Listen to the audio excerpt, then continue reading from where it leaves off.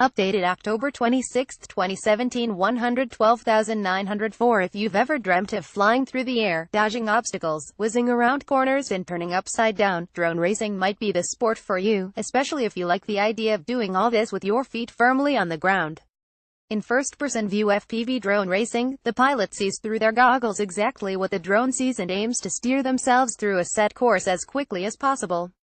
Drone racing is the same as racing cars, but in the air and through an obstacle course, and the first one around the track wins, Chad Novak, one of the Brisbane-based pioneers of the sport in Australia, said.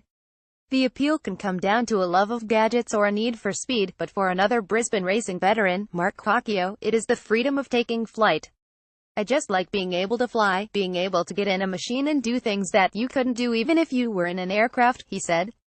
You just pick it up and flip it over if you crash, and you get to be a bird again for 5 minutes.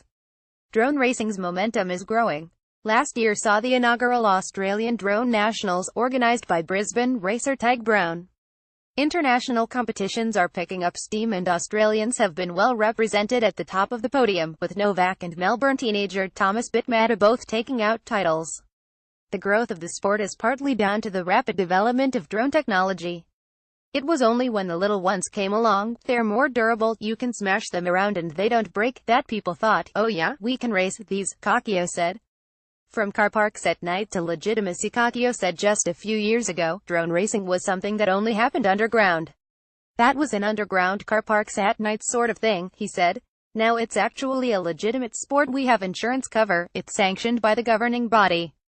Cocchio and Novak said the negative connotations attached to drones had largely dissipated.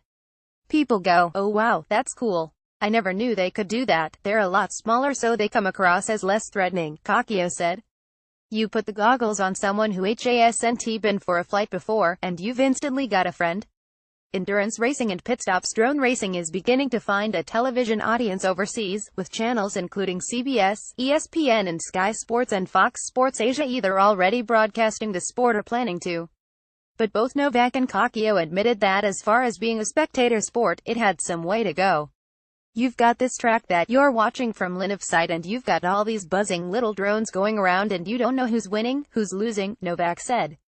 Cocchio said the sport needed to experiment with different formats, saying there was potential for more endurance-based events. The format for the racing, 2-3-minute races where things just happen super hectically for one battery and then there's a winner. It has been around for a while, but isn't necessarily the most accessible, he said. There are plenty of options, like endurance racing. I'd like to see pit stops. Topics: human interest, science and technology. Offbeat Brisbane 4000 first posted October 26, 2017 111,338.